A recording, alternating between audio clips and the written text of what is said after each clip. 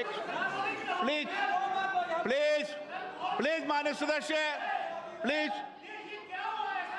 Please please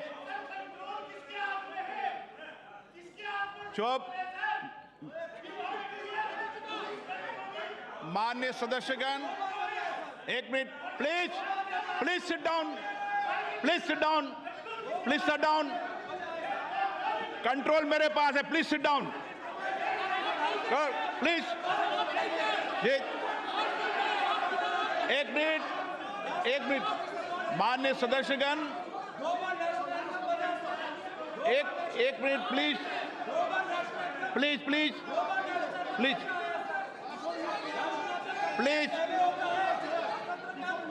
please. माननीय सदस्य, मैं एक विषय मैं बता रहा हूं आपको, 1 मिनट बता रहा हूं, 1 मिनट बता रहा हूं मैं। माननीय सदस्यगण,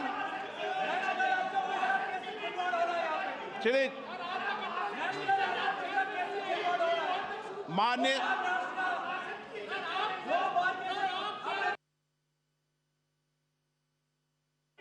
जो एक minute please please please please, हाँ प्लीज प्लीज बैठो, व्यवस्था दे रहा हूं, प्लीज बैठो, व्यवस्था दे रहा हूं मैं, प्लीज प्लीज बैठिए, व्यवस्था दे रहा हूं, प्लीज। माननीय सदस्यगण, जो कुछ भी टेक्निकल चूक हुई है मैं उसकी जांच कराऊंगा। इसमें point okay, please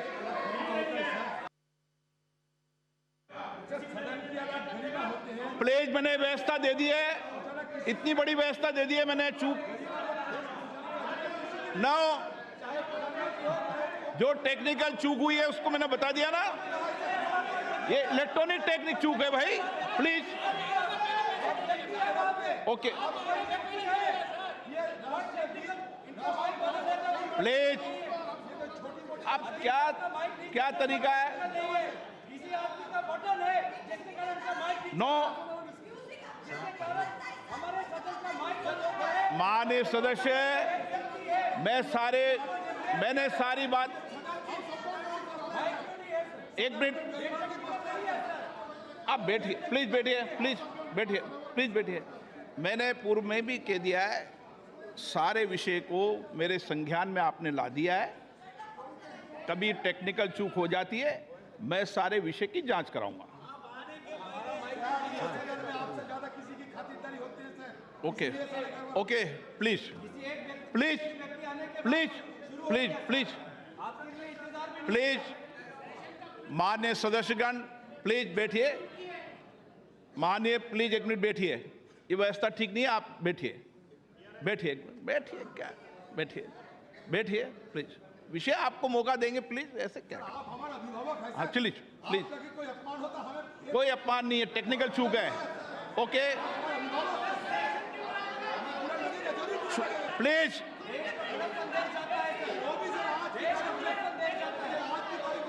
please please. आप सदन के नेता ऐसे मत करिए, मैंने इतनी व्यवस्था दे दी, प्लीज प्लीज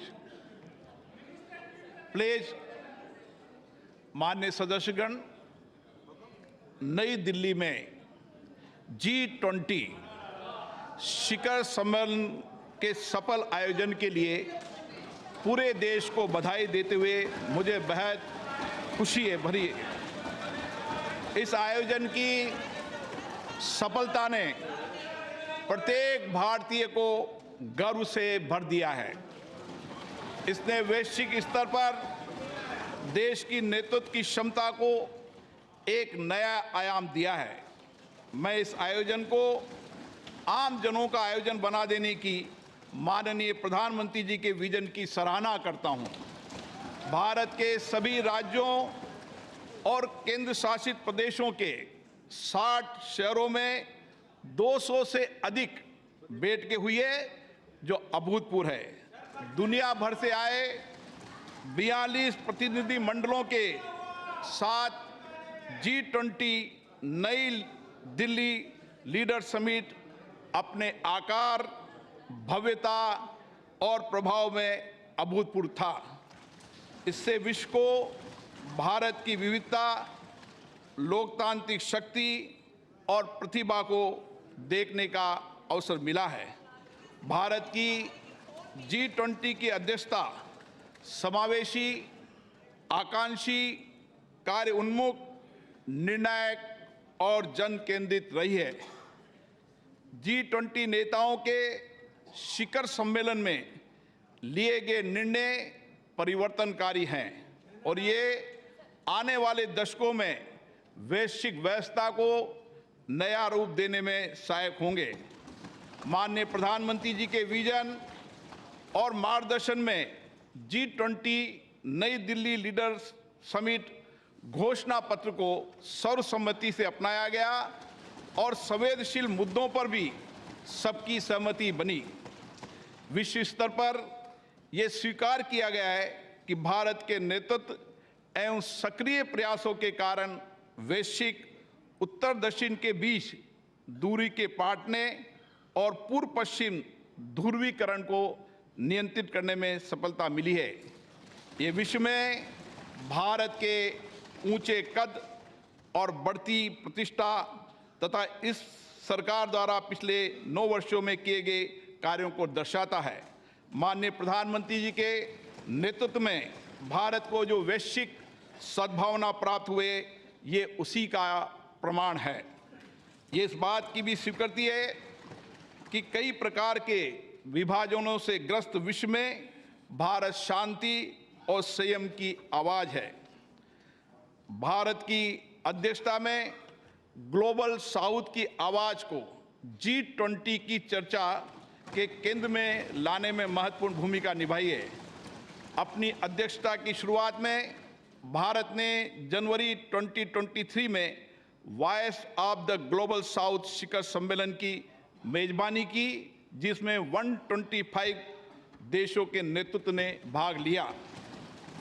ग्लोबल साउथ के देशों की प्राथमिकताओं और अपेक्षाओं को G20 एजेंडे में शामिल किया गया।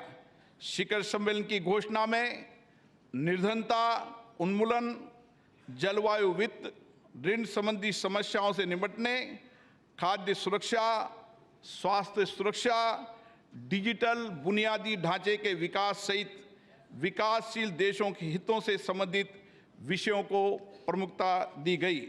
माननीय प्रधानमंत्री जी की पहल के कारण अफ्रीकी संघ को G20 के स्थायी सदस्य के रूप में स्वीकार करने का ऐतिहासिक निर्णय लिया गया। विश्व के शीर्ष नेतृत्व को राजघाट पर राष्ट्रपिता महात्मा गांधी को सम्मान देते देखना एक अद्भुत दृश्य था। उन सभी ने महात्मा गांधी द्वारा प्रतिपादित शांति और अहिंसा के सार्वभौमिक विचार और वर्तमान समय में इसकी प्रासंगिकता को स्वीकार किया गया। माननीय प्रधानमंत्री जी ने स्वयं अंतर्राष्ट्रीय संस्थानों में सुधार करने, उसमें समय के अनुसार बदलाव लाने का पुरजोर समर्थन किया।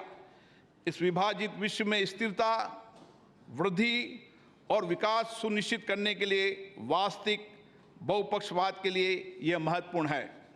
माननीय सदस्यगण, G20 का दृष्टिकोण अर्थ केंद्रित न होकर अब व्यापक रूप से मानव केंद्रित हो गया है। सतत विकास लक्ष्यों को साकार करने, अंतर्राष्ट्रीय वित्तीय संस्थानों में सुधार करने, डिजिटल सार्वजनिक बुनियादी ढांचे की स्थापना करने, हरित विकास समझौतों को प्रोत्साहित करने, महिलाओं के नेतृत्व के विकास को प्रोत्साहित करने, डिजिटल स्वास्थ्य पर वैश्विक पहल करने, पारंपरिक चिकित्सा की भूमिका को मान्यता दिए जाने जैसे विषयों को प्राथमिकता दी गई, वह सराहनीय है। G20 शिखर सम्मेलन के प्रमुख परिणामों में अंतर्राष्ट्रीय अर्थव्यवस्थाओं को अधिक सक्रिय करना, विकास के लिए अधिक संसाधनों की उपलब्धता, पर्यटन का विस्तार, विश्व स्तर पर कार्य के अवसर, मोटे अनाज के उत्पादन और उपभोग के माध्यम से सुदृढ़ खाद्य सुरक्षा, कौशल की कमी और गतिशीलता की समस्या का समाधान करना, ग्लोबल वैल्यू चेन की मैपिंग, एमएसएमई की सहायता करना और जैव ईंधन के लिए प्रतिबद्धता शामिल है। इनका लाभ पूरे देश को प्राप्त होगा। शिखर सम्मेलन के दौरान भारत मध्य पूर्व यूरोप आर्थिक कॉरिडोर और वैश्विक जैव ईंधन गठबंधन का शुभारंभ अत्यंत महत्वपूर्ण है।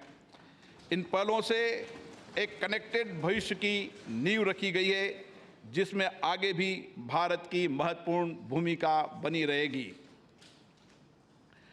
पर्यावरण समर्थन के लिए लाइफ संबंधी उच्च स्तरीय सिद्धांतों को अंगीकृत किए जाने और जलवायु संबंधी लक्ष्यों को पूरा करने के लिए जलवायु वित्त और निवेश में बड़े पैमाने पर वृद्धि की आवश्यकता को विकसित देशों द्वारा स्वीकार किए जाने से इस क्षेत्र में भारत का नेतृत्व स्पष्ट रूप से प्रदर्शित हुआ है।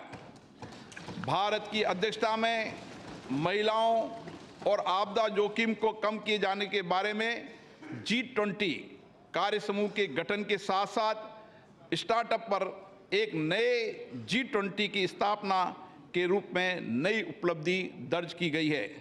खाद्य सुरक्षा के संबंध में डेक्कन उच्च स्तरीय पहल, भूमि संबंधी पहल पर गांधीनगर रोड मैप, पर्यटन के विषय पर गोवा रोड मैप, नीली और महासागरीय अर्थव्यवस्था पर चेन्नई उच्च स्तरीय पहल और काशी सांस्कृतिक पथ से आने वाले समय में विभिन्न क्षेत्रों में विश्व का मार्गदर्शन होगा और हमारे देश गौरवान्वित होंगे। अगले माह हमारी संसद को हमारे G20 अध्यक्षता के क्रम में पार्लियामेंट P20 फोरम की मेजबानी करने का सम्मान मिलेगा। मैं इस प्रतिष्ठित सभा के प्रत्येक मान्य सदस्यों से अनुरोध करता हूं कि वे लोकतंत्र की जननी भारत की भूमि पर पूरे विश्व का स्वागत करने और वसुदेव कुटुंबकम, एक पृथ्वी एक परिवार एक भविष्य के मिशन को आगे बढ़ाने में शामिल हो। मुझे विश्वास है ये सभा इस ऐतिहासिक उपलब्धि पर माननीय प्रधानमंत्री जी के नेतृत्व की सराहना करने, भारत के लोगों को उत्साह बढ़ाने और सभी संगठनों और व्यक्तियों के योगदान को सराहना करने में मेरा साथ देगी। श्री सुनील कुमार सिंह।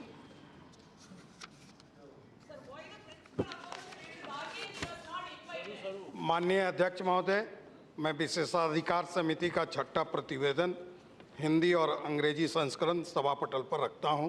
धन्यवाद। माननीय सदस्यगण, हमारा ये संसद भवन स्वतंत्रता प्राप्ति की ऐतिहासिक घड़ी से लेकर भारत के संविधान निर्माण की संपूर्ण प्रक्रिया और इसके साथ ही हमारे आधुनिक राष्ट्र की गौरवशाली लोकतांत्रिक यात्रा का साक्षी रहा है।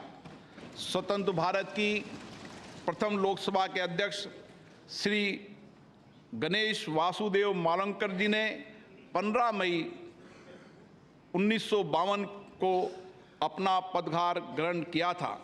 देश की सर्वोच्च लोकतांत्रिक संस्था के प्रथम अध्यक्ष के रूप में उन्होंने नियम समिति, विशेषाधिकार समिति, कार्य मंत्रणा समिति सहित कई अन्य संसदीय समितियों की स्थापना की और सदन के अंदर उच्चतम परंपराओं की नींव रखी।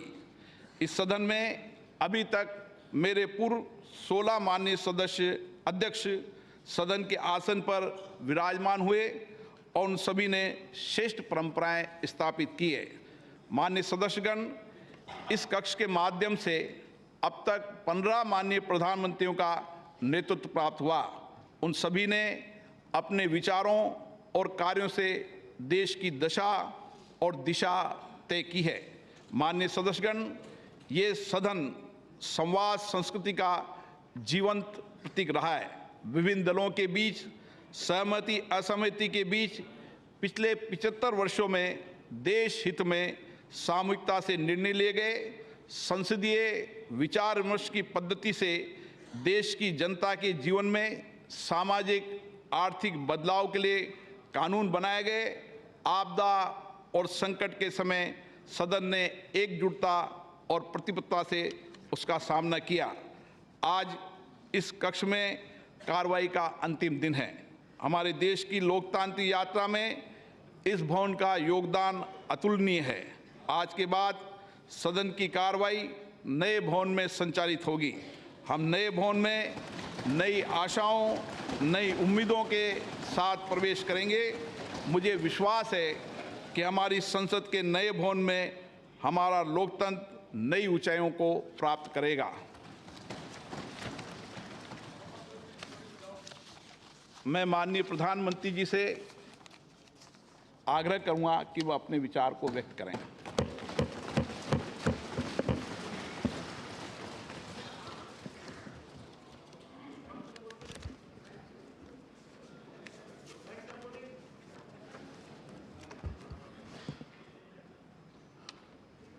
माननीय अध्यक्ष जी, देश की 75 वर्षों की संसदीय यात्रा, उसका एक बार पुनः स्मरण करने के लिए और नए सदन में जाने से पहले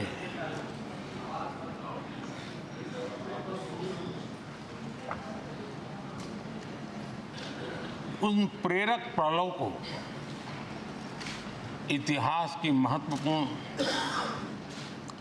घड़ी को स्मरण करते हुए आगे बढ़ने का ये अवसर है। हम सब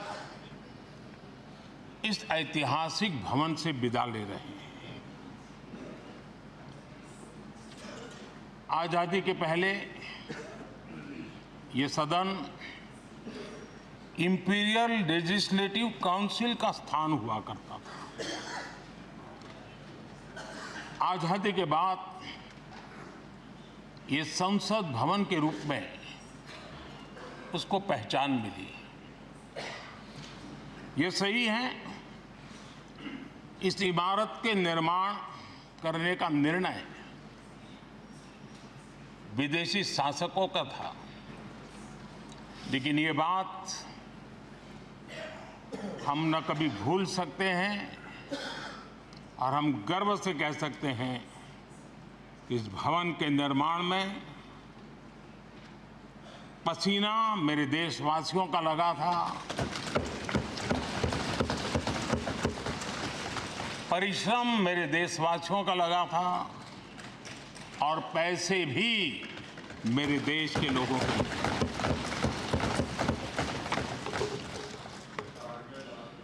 इस 75 वर्ष की हमारी यात्रा ने अनेक लोकतांत्रिक परंपराओं और प्रक्रियाओं का उत्तम से उत्तम सृजन किया है और इस सदन में रहे हुए सबने उसमें सक्रियता से योगदान भी दिया है और साक्षी भाव से उसको देखा भी है। हम भले नए भवन में जाएंगे, लेकिन पुराना भवन भी, ये भवन भी आने वाली पीढ़ियों को हमेशा हमेशा प्रेरणा देता रहेगा।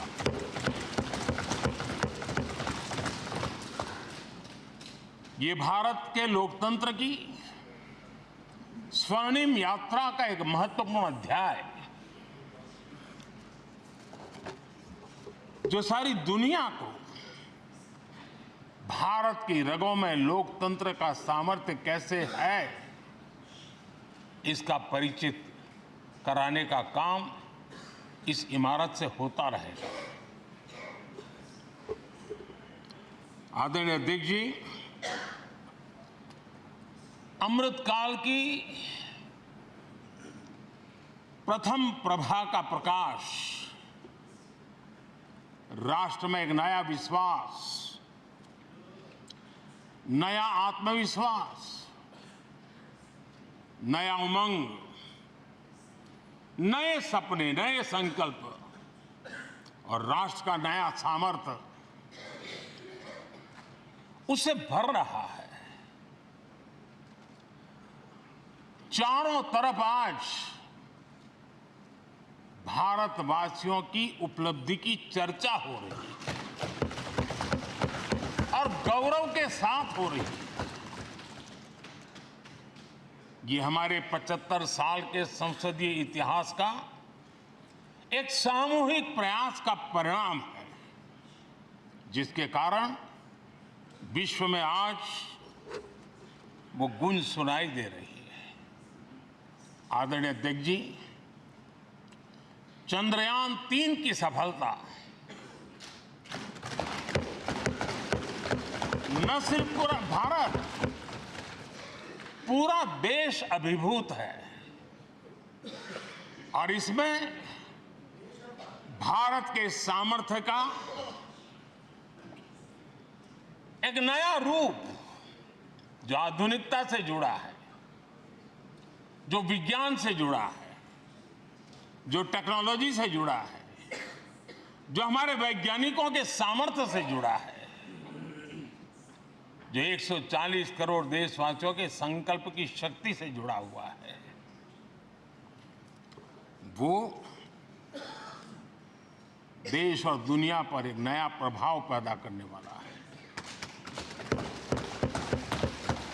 ये सदन और इस सदन के माध्यम से मैं फिर एक बार देश के वैज्ञानिकों और उनके साथियों को कोटि कोटि बधाइयां देता हूं, उनका अभिनंदन करता हूं।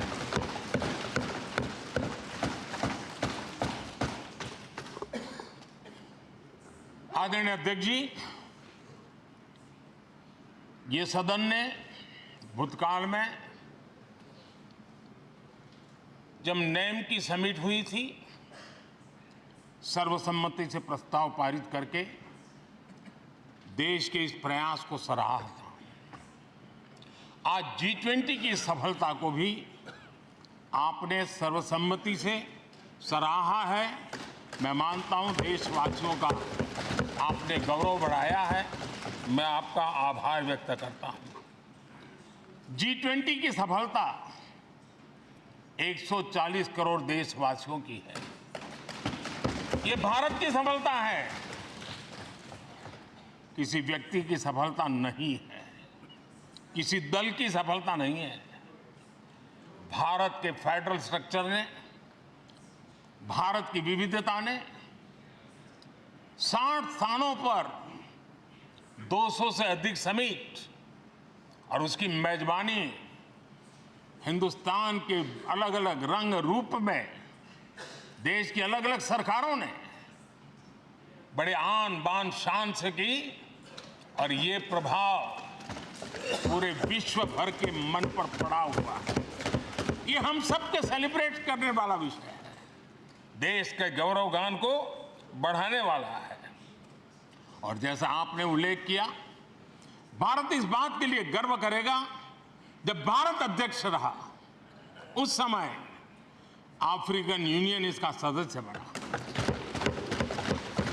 मैं उस इमोशनल पल को भूल नहीं सकता जब अफ्रीकन यूनियन की घोषणा हुई और अफ्रीकन यूनियन के प्रेसिडेंट, उन्होंने एक इंटरव्यू में कहा कि मेरे जीवन में ऐसी पल थी शायद मैं बोलते बोलते रो पड़ूंगा। आप कल्पना कर सकते हैं कि कितनी बड़ी अपेक्षा और आशाएं पूरी करने का काम भारत के भाग्य में आया।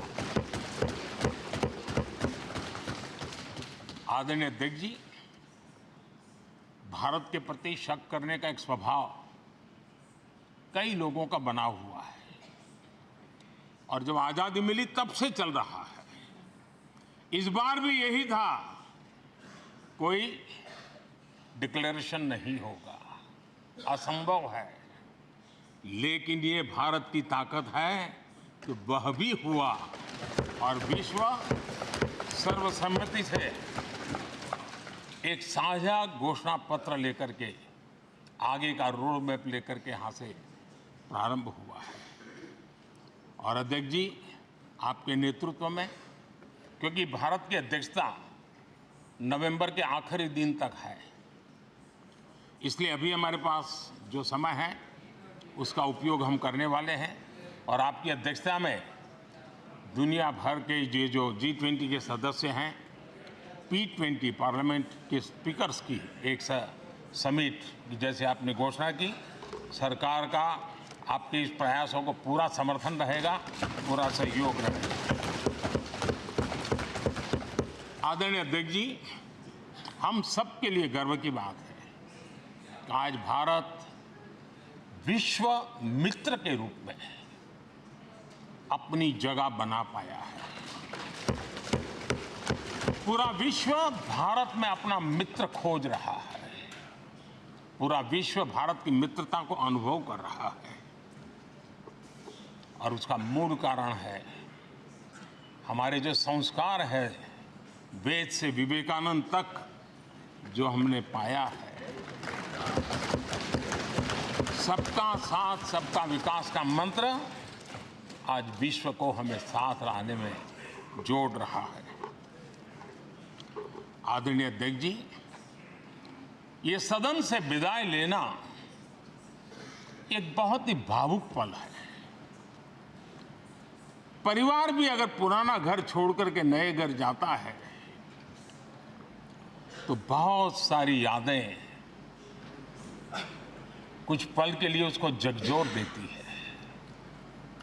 और हम जब ये सदन को छोड़ के जा रहे हैं तो हमारा मन मस्तिष्क भी उन भावनाओं से भरा हुआ है, अनेक यादों से भरा हुआ है। खट्टे मीठे अनुभव भी रहे हैं, नोकझोंक भी रही है, कभी संघर्ष का माहौल भी रहा है और कभी इसी सदन में उत्सव और उमंग का माहौल भी रहा है। ये सारी स्मृतियां हमारे साथ, हम सबकी साझी स्मृतियां हैं। ये हम सबकी साझी विरासत है और इसलिए इसका गौरव भी हम सबका साझा है।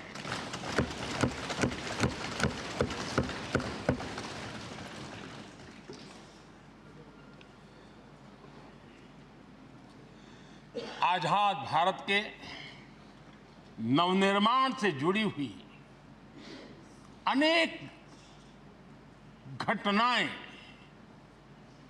इन 75 वर्ष में यही सदन में आकार लेती हुई हमने देखी है।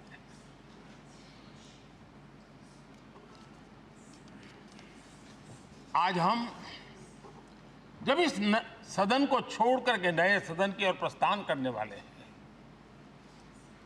तब भारत के सामान्य मानवीय की भावनाओं को जहां जो आदर मिला है, सम्मान मिला है, उसकी अभिव्यक्ति का भी एक अवसर है। और इसलिए आदरणीय अध्यक्ष जी, मैं पहली बार जब संसद का सदस्य बना और पहली बार एक सांसद के रूप में इस भवन में मैंने प्रवेश किया तो सहज रूप से मैंने इस संसद भवन के डोर पक्ति पर अपना शीश झुका करके इस लोकतंत्र के मंदिर को श्रद्धा भाव से नमन करते हुए मैंने पैर रखा था। वो पल मेरे लिए भावनाओं से भरी हुई थी। मैं कल्पना नहीं कर सकता था, लेकिन भारत के लोकतंत्र की ताकत है, भारत के सामान्य मानवीय की लोकतंत्र के प्रति श्रद्धा का प्रतिबिंब है कि रेलवे प्लेटफॉर्म पर गुजारा करने वाला एक गरीब परिवार का बच्चा पार्लियामेंट पहुंच जाता है।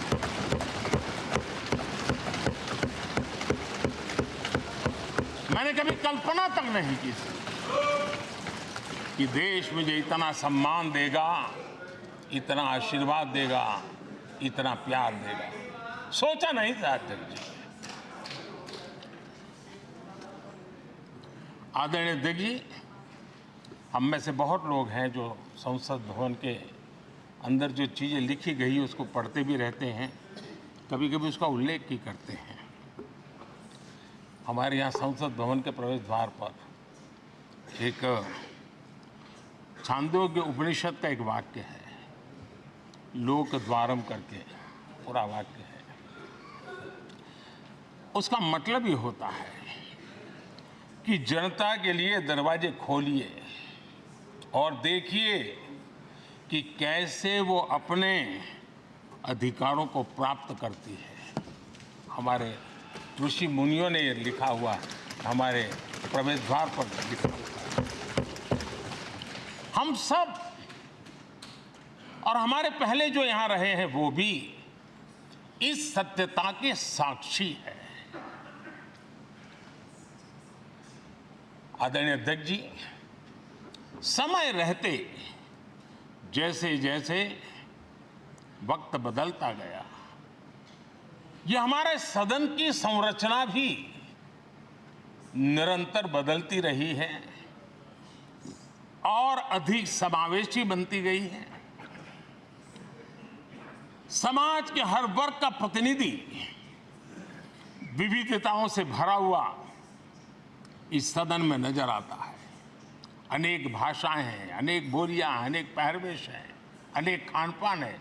सदन के अंदर सब कुछ है और समाज के सभी तबके के लोग, चाहे वो सामाजिक रचना के हो, चाहे आर्थिक रचना के हो, चाहे गांव या शहर के हो, एक प्रकार से पूर्ण रूप से समावेशी वातावरण सदन में पूरी ताकत के साथ जन सामान्य की इच्छा आकांक्षाओं को प्रकट करता रहा है।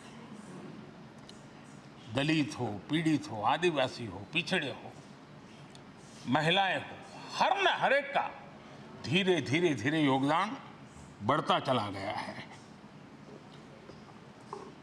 आदरणीय अध्यक्ष जी, प्रारंभ में महिलाओं की सदस्य संख्या कम थी, लेकिन धीरे धीरे माताओं बहनों ने भी इस सदन की गरिमा को बढ़ाया है। इस सदन के गरिमा में बहुत बड़ा बदलाव लाने में उनका योगदान रहा है। आदरणीय अध्यक्ष जी, प्रारंभ से अब तक एक मोटा हिसाब लगाता था, करीब 7,500 से अधिक जनप्रतिनिधि दोनों सदनों में मिलाकर के योगदान दे चुके हैं। इतने सालों में 7,500 से करीब ज्यादा। इस कालखंड में करीब 600 महिला सांसदों ने भी इस सदन की गरिमा को बढ़ाया है, दोनों सदन की। और आदरणीय अध्यक्ष जी, आप जानते हैं कि इस सदन में आदरणीय इंद्रजीत गुप्ता जी 43 ईयर, अगर मेरी गलती नहीं हो तो 43 ईयर इस सदन में लंबा समय बैठ करके इस सदन के साक्षी बनने का उनको सौभाग्य मिला।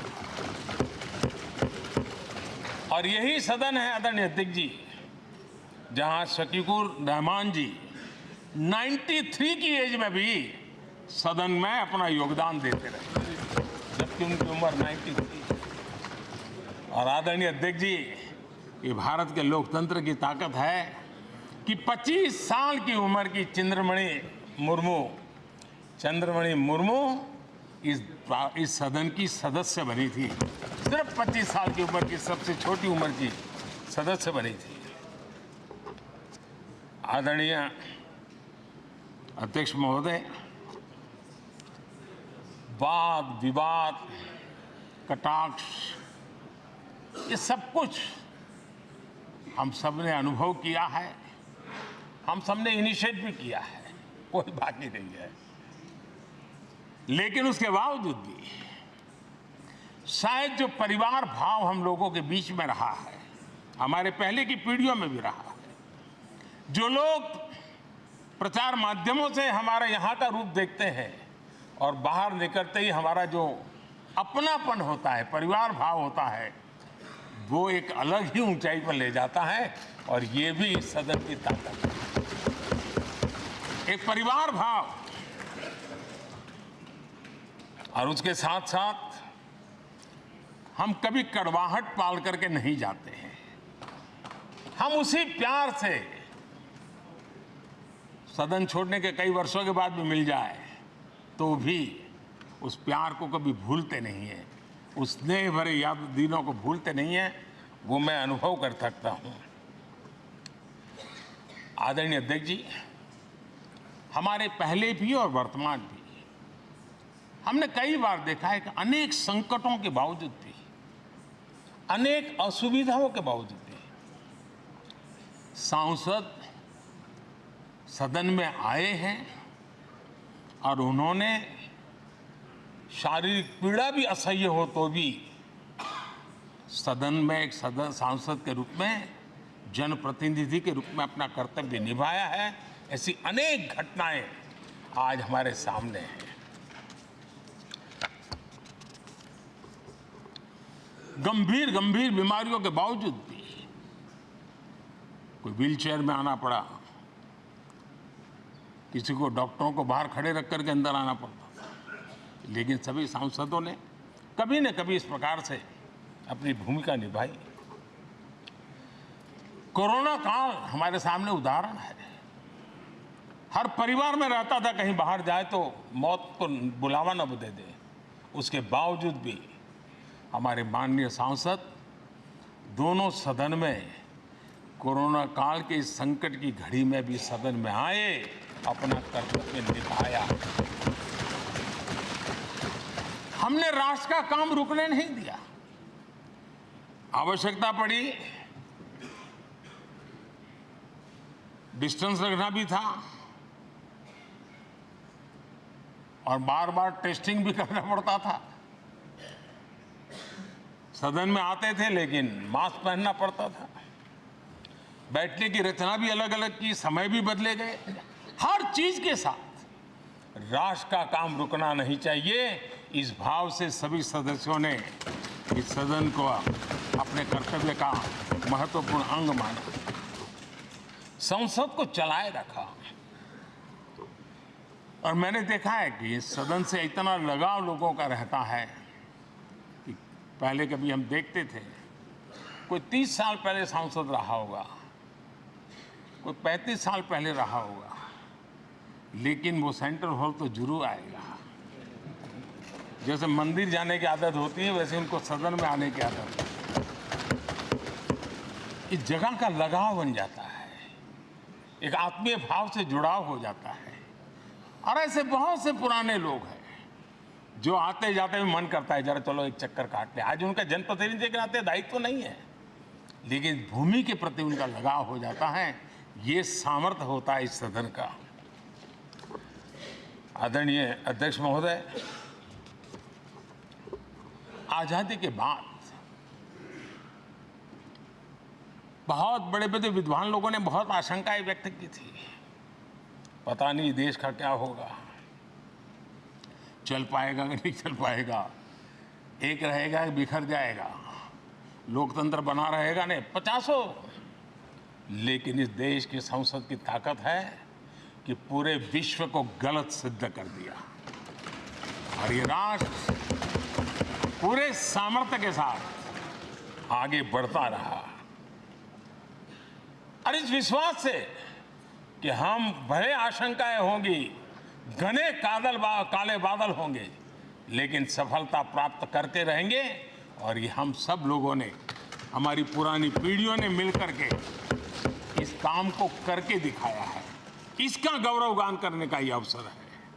आदरणीय अध्यक्ष जी, इसी भवन में 2 साल 11 महीने तक संविधान सभा की बैठकें हुई और उसने देश के लिए एक मार्गदर्शक जो आज भी हमें चलाता है, हमारे संविधान दिया।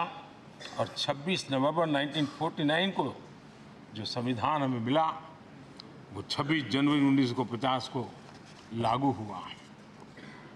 इन 75 वर्षों में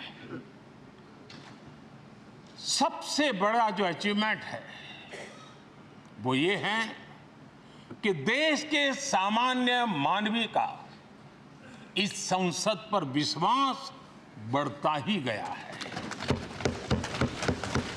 और लोकतंत्र की सबसे बड़ी ताकत यही है कि इस महान संस्था के प्रति, इस महान इंस्टीट्यूशन के प्रति, इस व्यवस्था के प्रति उनका विश्वास अटूट रहे, विश्वास उनका बना रहे।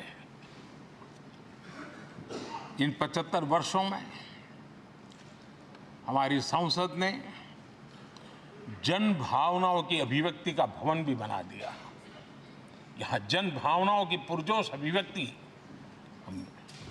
और हम देखते हैं राजेंद्र बाबू से लेकर डॉक्टर कलाम, रामनाथ जी कोविंद और अभी द्रौपदी मुर्मू जी,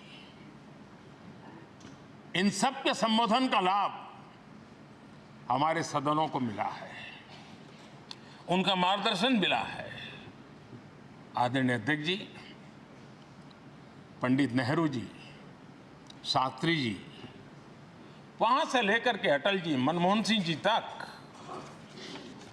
एक बहुत बड़ी श्रृंखला जिसने इस सदन का नेतृत्व किया है और सदन के माध्यम से देश को दिशा दी है, देश को नए रंग रूप में ढालने के लिए उन्होंने परिश्रम किया है, पुरुषार्थ किया है। आज उन सबका गौरवगान करने का भी अवसर है।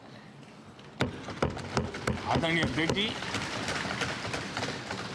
सरदार वल्लभ भाई पटेल, लोहिया जी, चंद्रशेखर जी, आडवाणी जी, न जाने अनगिनत नाम जिन्होंने हमारे इस सदन को समृद्ध करने में, चर्चाओं को समृद्ध करने के लिए, देश के सामान्य से सामान्य व्यक्ति की आवाज को ताकत देने का काम इस सदन में किया है। विश्व के भी अनेक राष्ट्राध्यक्षों ने हमारे इन सदनों को संबोधित करने का भी अवसर आए हैं और उनकी बातों में भी भारत के लोकतंत्र के प्रति आदर का भाव व्यक्त हुआ है। आदरणीय अध्यक्ष जी, उमंग उत्साह के पल के बीच भी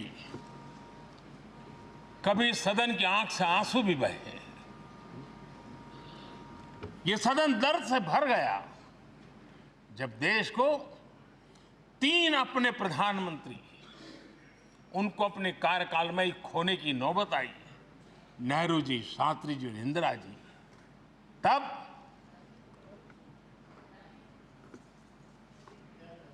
ये सदन अश्रुभीनी आंखों से उन्हें विदाई दे रहा था। आदरणीय अध्यक्ष जी, अनेक चुनौतियों के बावजूद भी हर स्पीकर ने, हर सभापति ने बेहतरीन तरीके से दोनों सदनों को सुचारू रूप से चलाया है और अपने कार्यकाल में उन्होंने जो निर्णय किए वो निर्णय मावलंकर जी से काल से शुरू हुए हो या सुमित्रा जी के कालखंड के हो या बिरला जी के, आज भी उन निर्णयों को रेफरेंस पॉइंट माना जाता है।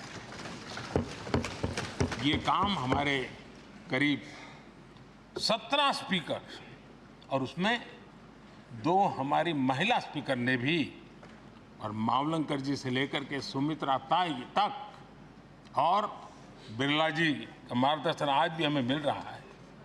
हर एक ने अपनी अपनी शैली रही है, लेकिन उन्होंने सबको साथ लेकर के नियमों कानूनों के बंधन में इस सदन को हमेशा ऊर्जावान बनाए रखा है। मैं आज उन सभी स्पीकर महोदय को भी आज वंदन करता हूं, अभिनंदन करता हूं। आदरणीय अध्यक्ष जी, ये सही है कि हम जनप्रतिनिधि अपनी अपनी भूमिका निभाते हैं, लेकिन सातत्यपूर्ण तरीके से हमारे बीच जो ये टोली बैठती है उनकी भी कई पीढ़ियां बदल गई है। कभी कागज लेके दौड़ के आते हैं, उनका भी योगदान कम नहीं है।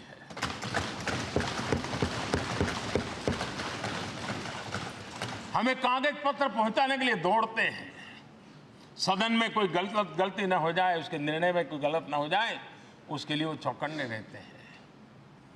जो काम इनके द्वारा हुआ है, उसने भी सदन के क्वालिटी ऑफ गवर्नेंस में तेजी लाने में बहुत बड़ी मदद की है। मैं उन सभी साथियों का और इनके पूर्व में जो रहे हैं उनका भी हृदय से अभिनंदन करता हूं। इतना ही नहीं, सदन मतलब ये खंड ही नहीं है, इस पूरे परिसर में अनेक लोगों ने, किसी ने हमें चाय पिलाई होगी, किसी ने पानी पिलाया होगा, किसी ने रात रात चली हुई सदन को किसी को भूखा पेट रहने नहीं दिया होगा। कई प्रकार की सेवाएं की होगी। किसी ने माली ने इसके बाहर के एनवायरनमेंट को संभाला होगा, किसी ने इसकी सफाई की होगी। न जाने कितने ही अनगिनत लोग होंगे जिन्होंने हम सब अच्छे ढंग से काम कर सके, और यहां जो काम हो वो काम देश को आगे बढ़ाने के लिए अधिक से अधिक तेजी से हो, उसके लिए जो माहौल बनाना, व्यवस्था बनाना, उसके लिए जिसने योगदान दिया है, मेरी तरफ से भी और इस सदन की तरफ से भी मैं उनका विशेष रूप से नमन करता हूं।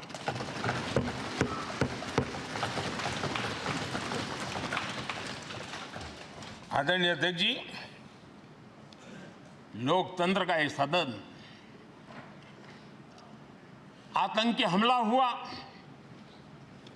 पूरे विश्व में यह आतंकी हमला एक इमारत पर नहीं था, ये मदर ऑफ डेमोक्रेसी एक प्रकार से हमारी जीवात्मा पर यह हमला था। ये देश उस घटना को कभी भूल नहीं सकता है, लेकिन आतंकियों से लड़ते लड़ते सदन को बचाने के लिए और हर सदस्य को बचाने के लिए जिन्होंने अपने सीने पर गोलियां झेली, आज मैं उनको भी नमन करता हूं। हमारे बीच नहीं है, लेकिन उन्होंने बहुत बड़ी रक्षा की है। आदरणीय अध्यक्ष जी, जब आज हम इस सदन को छोड़ रहे हैं, तब मैं उन पत्रकार मित्रों को भी याद करना चाहता हूं जिन्होंने जीवन में, कुछ लोग तो ऐसे हैं जिन्होंने पूरा जीवन अपने कार्यकाल में संसद के काम को ही उन्होंने रिपोर्ट किया है। एक प्रकार से वो जीवंत साक्षी रहे हैं। उन्होंने यहाँ की पल पल की जानकारी देश तक पहुंचाई, और तब तो ये सारा टेक्नोलॉजी अवेलेबल नहीं थी। तब वही लोग थे जो यहाँ की बात पहुंचाते थे, और उनका सामर्थ्य था वो अंदर की भी पहुंचाते थे और अंदर की भी पहुंचाते थे।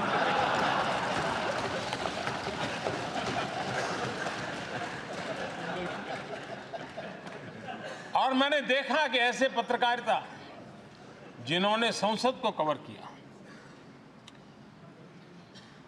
शायद उनके नाम जाने नहीं जाते होंगे, लेकिन उनके काम को कोई भूल नहीं सकता है। और खबरों को लिए नहीं, भारत की इस विकास यात्रा को संसद भवन से समझने के लिए उन्होंने अपनी शक्ति खपा दी थी। आज भी पुराने जो पत्रकार मित्र मिल जाते हैं और जिन्होंने कभी संसद को कवर किया हो, तो ऐसी अननोन चीजें बताते हैं जो उन्होंने अपनी आंखों से देखी होती, कान से सुनी होती है, जो अचरज करने वाली होती है। यानी एक प्रकार से जैसी ताकत यहाँ की दीवारों की रही है, वैसा ही दर्पण उनकी कलम में रहा है, और उस कलम ने देश के अंदर संसद के प्रति, संसद सदस्यों के प्रति एक अहोभाव का भाव जगाया है। मैं आज कई पत्रकार बंधुओं के रहे नहीं होंगी, लेकिन मेरे लिए जैसा ये सदन छोड़ना भावुकपन है, मैं पक्का मानता हूं इन पत्रकार बंधुओं के लिए भी ये सदन छोड़ना उतना ही भावुकपन होगा, क्योंकि इनका लगाव हमसे भी ज्यादा रहे हैं। कुछ तो पत्रकार ऐसे होंगे जो हम लोगों की टर्म से भी समय उन्होंने काम किया होगा। आज उनके उस महत्वपूर्ण लोकतंत्र की ताकत बनने के लिए, योगदान देने के लिए भी याद करने का अवसर है। आदरणीय अध्यक्ष जी, जब हम सदन के अंदर आते हैं, हमारे यहां नाद ब्रह्म की कल्पना है। हमारे शास्त्रों में माना गया है किसी एक स्थान पर अनेक बार एक ही लय में उच्चारण होता है तो वो तपोस्थली बन जाता है, उसके एक पॉजिटिव वाइब होते हैं। नाद की एक ताकत होती है जो स्थान को सिद्धि स्थान में परिवर्तित कर देती है। मैं मानता हूं ये सदन भी उस 7-7.5 हजार जनप्रतिनिधियों के द्वारा बार बार जो शब्द गूंजे हैं, जो वाणी यहां गूंजी है, उसने इस सदन में हम बैठकर आगे चर्चा करें या ना करें, लेकिन इसकी गूंज इसे तीर्थ क्षेत्र बना देती है।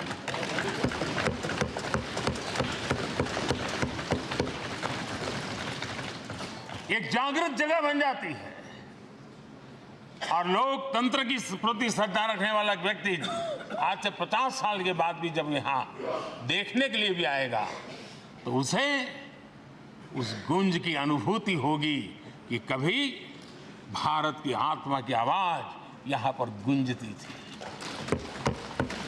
और इसलिए अध्यक्ष महोदय, ये वो सदन है जहां कभी भगत सिंह, बटुकेश्वर दत्त, उन्होंने अपनी वीरता सामर्थ्य से अंग्रेज सल्तनत को जगा दिया था बम का धमाका कर। वो बम की गूंज भी जो देश का भला चाहते हैं उनको कभी सोने नहीं देती। आदरणीय अध्यक्ष जी, ये वो सदन है जहां पंडित जी को इसलिए भी याद किएगा, अनेक बातों के लिए याद करेगा, लेकिन हम जरूर याद करेंगे इसी सदन में पंडित नेहरू का at the stroke of midnight की गूंज हम सबको प्रेरित करती रहेगी। और इसी सदन में अटल जी ने कहा था, वो शब्द आज भी गूंज रहे हैं इस सदन में, सरकारें आएगी जाएगी, पार्टियां बनेगी बिगड़ेगी, लेकिन ये देश रहना चाहिए।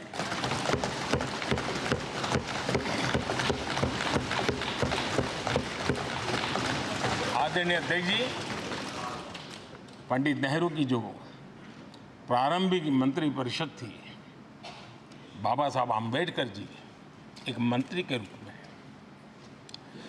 दुनिया की बेस्ट प्रैक्टिसेस भारत में लाने पर बहुत जोर दिया करते थे।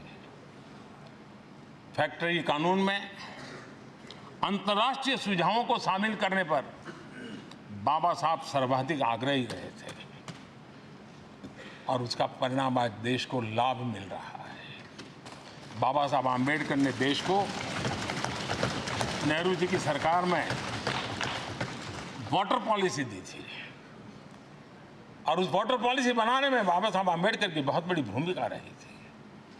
आदरणीय अध्यक्ष जी, हम ये जानते हैं कि भारत में बाबा साहब आम्बेडकर एक बात हमेशा कहते थे कि भारत में सामाजिक न्याय के लिए भारत का औद्योगिकरण होना बहुत जरूरी है, क्योंकि देश के दलित पिछड़ों के पास जमीन ही नहीं है, वो क्या करेगा? औद्योगिकरण होना चाहिए। और बाबा साहब इस बात को मान करके, डॉक्टर श्यामा प्रसाद मुखर्जी जो पंडित नेहरू के मंत्री थे, उन्होंने इस देश में और पहले वाणिज्य मंत्री के रूप में और उद्योग मंत्री के रूप में उन्होंने इंडस्ट्री पॉलिसी इस देश में लाई थी। आज भी कितनी ही इंडस्ट्री पॉलिसी बने, लेकिन उसकी आत्मा वही होती है जो पहली सरकार के थी, और उनका भी बहुत बड़ा अहम योगदान रहा था। आदरणीय अध्यक्ष जी, लाल बहादुर शास्त्री जी ने 65 के युद्ध में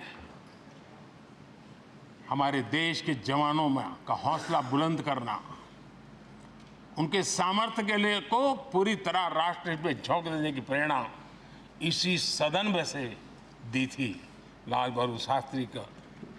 और यहीं पर उन्होंने ग्रीन रिवॉल्यूशन के लिए एक मजबूत नींव लाल बहादुर शास्त्री जी ने रखी थी।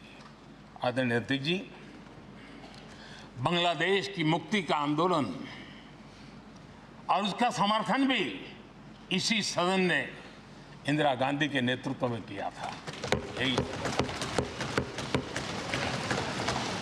इसी सदन ने इमरजेंसी में लोकतंत्र पर होता हुआ हमला भी देखा था, और इसी सदन ने भारत के लोगों की ताकत को एहसास कराते हुए मजबूत लोकतंत्र की वापसी भी इसी सदन ने देखी थी।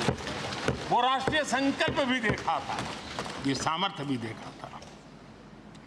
आदरणीय अध्यक्ष जी, ये सदन इस बात का हमेशा ऋणी रहेगा, क्योंकि इसी सदन में हमारे पूर्व प्रधानमंत्री चरण सिंह जी ने ग्रामीण मंत्रालय का गठन किया था, रूरल डेवलपमेंट मिनिस्ट्री। इसी सदन में मतदान की उम्र 21 से 18 करने का निर्णय हुआ था, और देश की युवा पीढ़ी को इसका योगदान देने के लिए प्रेरित किया गया है, उत्साहित किया गया था। हमारे देश ने गठबंधनों की सरकारें देखी, पीपी सिंह जी हो, चंद्रशेखर जी, और बाद में एक सिलसिला चला। लंबे अरसे से एक दिशा में देश जा रहा था, आर्थिक नीतियों के बोझ तले देश दबा हुआ था, लेकिन नरसिम्हा राव की सरकार थी जिन्होंने हिम्मत के साथ पुरानी आर्थिक नीतियों को छोड़ करके नई राह पकड़ने का फैसला किया था, जिसके आज देश को परिणाम मिल रहे हैं। अटल बिहारी वाजपेयी जी का सरकार भी हमने इसी सदन ने देखी। सर्व शिक्षा अभियान देश में आज वो महत्वपूर्ण बन गया है। आदिवासी कार्यालय मंत्रालय अटल जी ने बनाया, नॉर्थ ईस्ट का मंत्रालय अटल जी ने बनाया। न्यूक्लियर टेस्ट भारत के सामर्थ्य का परिचायक बन गया। और इसी सदन में मनमोहन जी की सरकार कैश फॉर वोट को भी, उस कांड को भी सदन ने देखा है।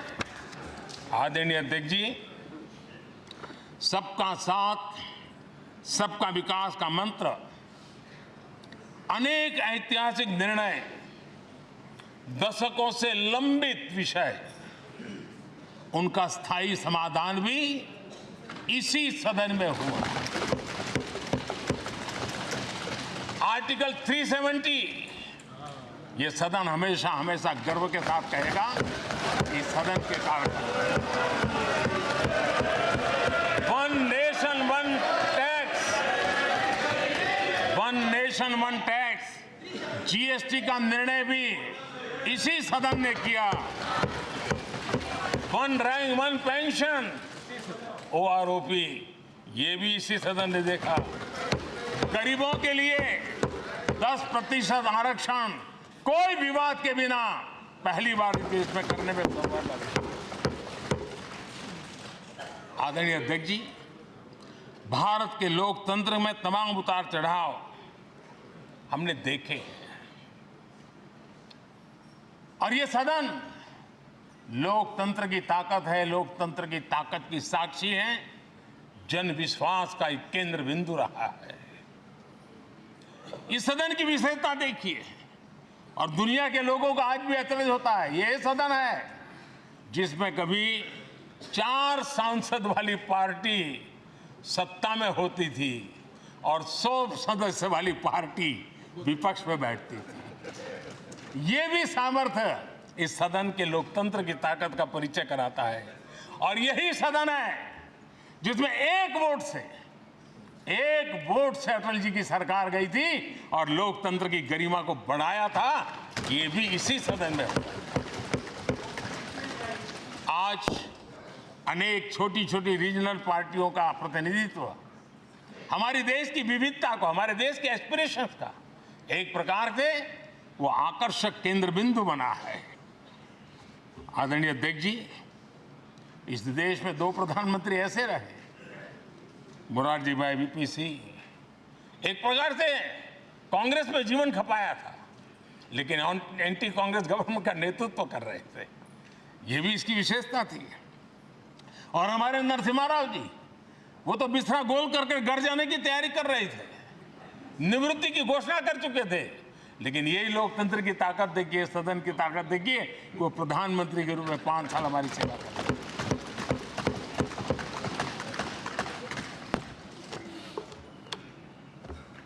आदरणीय अध्यक्ष जी, सबकी सहमति से कठिन कार्य होते हुए हमने देखे हैं। 2000 की साल थी, अटल जी की सरकार थी। इसी सदन ने 3 राज्यों का गठन सर्व स्वीकृति से किया और बड़े उमंग उत्साह से किया।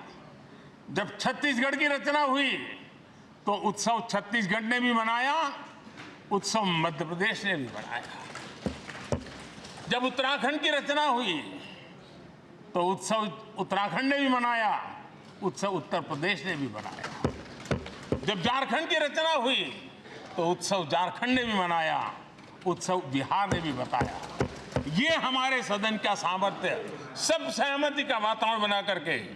लेकिन कुछ कड़वी यादें वो भी हैं कि तेलंगाना के हक को दबोचने के लिए भारी प्रयास हुए, खून की नदियां भी बही और बनने के बाद न तेलंगाना उत्सव मना पाया, न आंध्र उत्सव मना पाया। एक कटुता के बीज बो दिए गए। अच्छा होता उसी उमंग और उत्साह के साथ हम तेलंगाना का निर्माण करते तो एक नई ऊंचाई पर आज तेलंगाना पहुंच चुका होता। आदरणीय अध्यक्ष जी, संविधान सभा ने, आदरणीय अध्यक्ष जी, इस सदन की परंपरा रही है। संविधान सभा ने उस समय अपना दैनिक भत्ता 45 रुपये से कम करके 40 कर दिया था। उनको लगा हमें इसको कम करना चाहिए। आदरणीय अध्यक्ष जी, यही सदन है कैंटीन में मिलने वाली सब्सिडी, जो बहुत कम पैसे में खाना मिलता था, इसी सदस्यों ने उस सब्सिडी को भी खत्म कर दिया और पूरा पैसा देकर के अब कैंटीन में खाते हैं।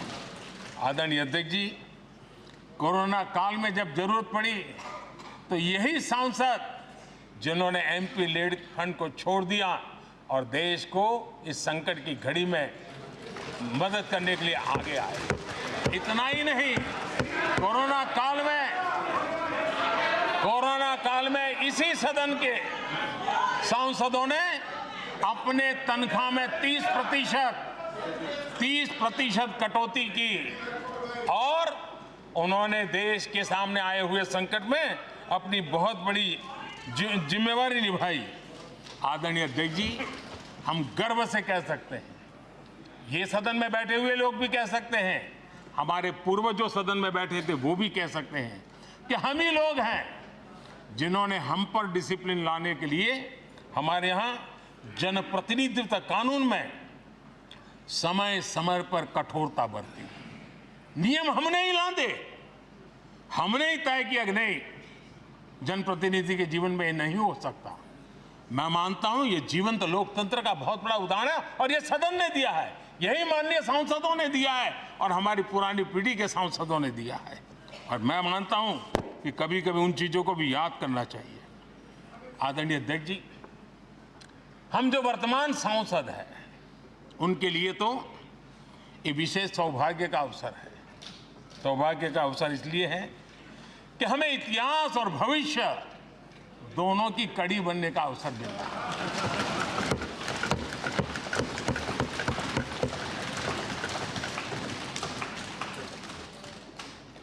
कल और आज से जुड़ने का हमें अवसर मिल रहा है और आने वाली कल निर्माण करने का एक नया विश्वास, नया उमंग, नए उत्साह के साथ हम यहां से विदाई लेने वाले हैं। आदरणीय अध्यक्ष महोदय, आज का दिवस सिर्फ और सिर्फ इस सदन के सभी 7,500 जनप्रतिनिधि रह चुके हैं उनके गौरवगान का पल है। इन दीवारों से हमने जो प्रेरणा पाई है, जो नया विश्वास पाया है, उसको लेकर जाने का है। बहुत सी बातें ऐसी थी जो सदन में हर किसी की ताली की हकदार थी, लेकिन शायद राजनीति उसमें भी आड़े आ रही। नेहरू जी के योगदान का गौरवगान अगर इस सदन में होता है, कौन सदस्य होगा जिसको ताली बजाने का मन न कर जाए। लेकिन उसके बावजूद